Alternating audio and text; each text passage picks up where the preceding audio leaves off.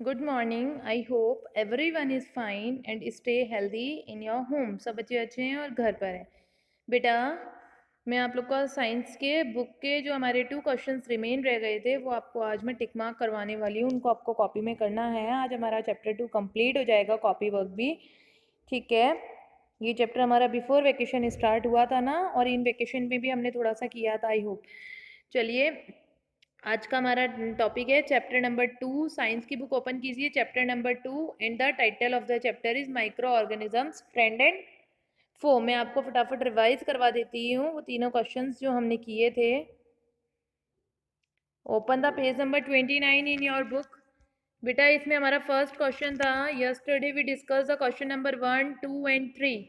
Question number 1, 2, 3 was discussed yesterday हमने कल discuss किए थे। देखिए, फर्स्ट क्वेश्चन था discuss the different type of micro organism with one example each. Second question, give 3 ways each by which micro organisms are useful and harmful for us. And the third question is, what does a vaccine consist of, how does a vaccine work? ये तीनों question अपन ने कल discuss कर लिए थे अपनी कल की क्लास में। आज का हमारा है क्वेश्चन 4th नंबर का। अपन ने कल कौन कौन से किए थे डिस्कस बेटा? First, second and third. These 3 questions was discussed yesterday. और आज हम कौन से करने वाले हैं टुडे? 4th और 5th। आज अपन कौन से क्वेश्चन करेंगे? क्वेश्चन नंबर 4th और 5th।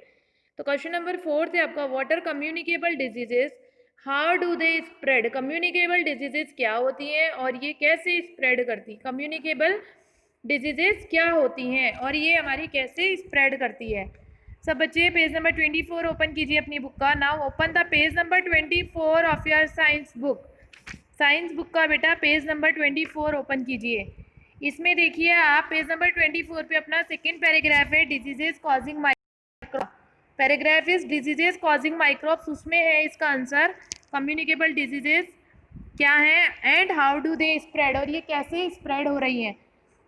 तो सबसे पहले आते हैं अपन, कम्युनिकेबल डिजीजेस क्या है। देखिए, microbes which cause diseases in other living organism including humans are known as pathogens. These pathogens are present in air, water and food. Some diseases can be spread by direct physical contact with the infected person through air, water, food or contact. These are known as communicable diseases. वो diseases जो कि direct communication से हो रही है, जैसे corona के लिए बोला जा रहा है ना, कोरोना अपने कम्युनिटी लेवल पे पहुंच रहा है। इंडिया में भी, दिल्ली में पहुंच चुका था कम्युनिकेशन लेवल पे, कम्युनिकेट लेवल पे अपने, तो वो क्या हो गया था, कम्युनिकेबल डिजीज है कोरोना भी एक। ठीक है, तो जो कम्युनिकेशन से होती है, मीन्स हैंड शेकिंग से हो रही है, हगिंग से हो रही है, हम हग कर रहे हैं उससे हो रही है, हम किसी से बोल रहे हैं तो हो रही है, हम किसी को टच कर रहे हैं तो हो रही है। ठीक है, तो वही डिजीजेज क्या होती हैं? कम्युनिकेबल डिजीजेज होती हैं। ठीक है, नेक्स्ट इसी में लिखेंगे अपन, continue. There are other diseases which get transmitted from an infected to a healthy person through carriers of microbe such as mosquito and house flies. ये भी कोरोना में भी होता है ऐसा। अगर कोई मॉस्क्यूटो हाउस फ्लाई है और वो अगर किसी चीज़ को पे बैठ रहा है और फिर आकर हमारे ऊपर बैठ रहा है, तो वो क्या हो गया? उसके लिए कैरियर्स हो गए। ठीक है, वो क्या है? कैरियर्स है। कैरियर्स के थ्रू जो डिजीजेज आ रही हैं वो भी क्या आ रही है? हमारी कम्युनिकेबल डिजीजेज में ही आती हैं। For example, fever like malaria and dengue are transmitted by different type of mosquitoes. ये जो डेंगू और मलेरिया वाला फीवर है, ये डिफरेंट डिफरेंट टाइप के मॉस्किटो से हमें हो रहा है। ठीक है, तो इतना आया समझ में, कम्युनिकेबल डिजीजेस क्या होती हैं और ये कैसे स्प्रेड होती है, इसका आंसर। आई होप यहाँ तक अभी सबको समझ में आया होगा। 4th का आंसर माइक्रोब से लेके कहाँ तक लिखना है? हमें मॉस्किटोज तक लिखना है। ठीक है, और पेज नंबर कौन सा है? कौन सा पेज नंबर है ये बेटा आपका बुक का? पेज नंबर है आपका ये 24। Page number is 24 page number पे है, सेकेंड पैराग्राफ में 4th का answer. Now our last question 5th का आंसर देख लेते हैं अपन। पहले क्वेश्चन देखते हैं। Open the page number 29 in your book.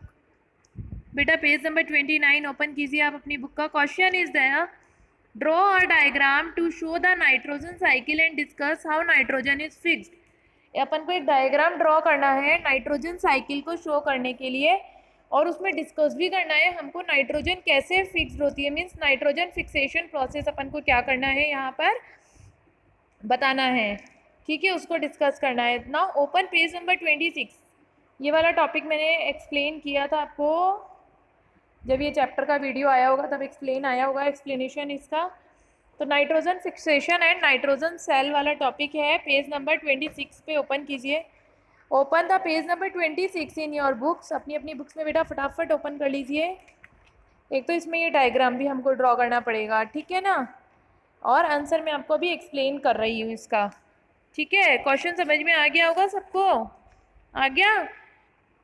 Nitrogen cycle draw करना है और डिस्कस करना है नाइट्रोजन कैसे फिक्स होती है। नाइट्रोजन फिक्सेशन प्रोसेस हमें यहाँ बताना है। तो देखिए, nitrogen is found in many essential nutrients. Nitrogen किस में मिलती है?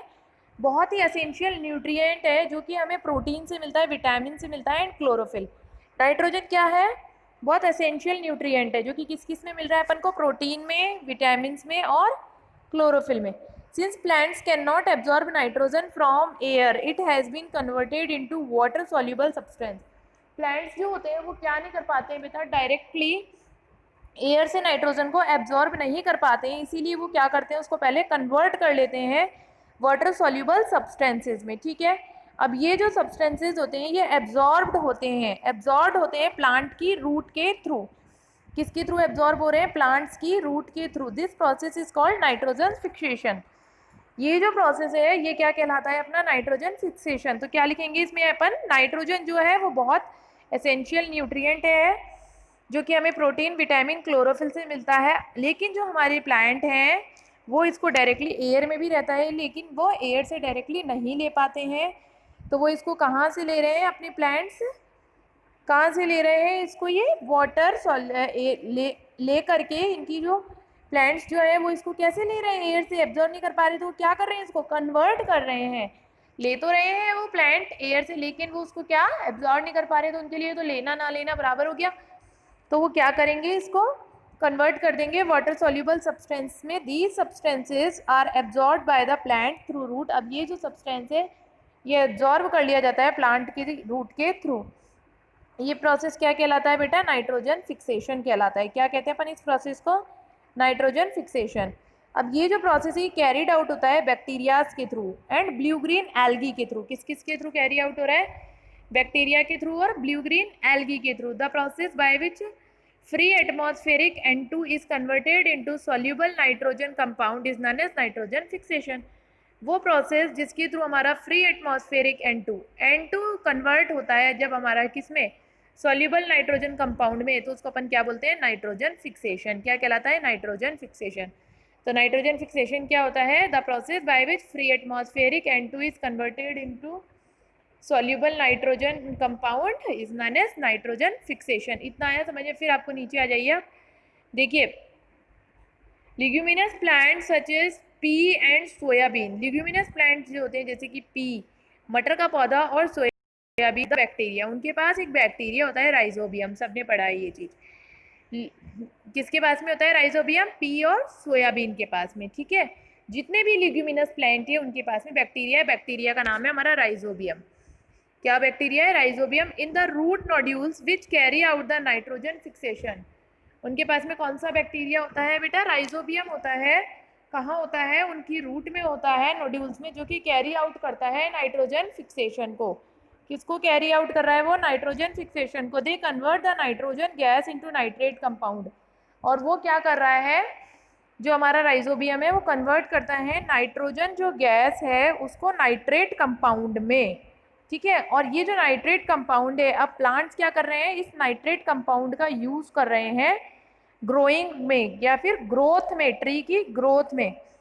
इतना आया समझ में सबको बेटा? ये चैप्टर अपना आप कंप्लीट हो चुका है। आप ये कॉपी वर्क इसका कंप्लीट कर लीजिए। मेरे को लगता है इतना सबको समझ में आ गया होगा।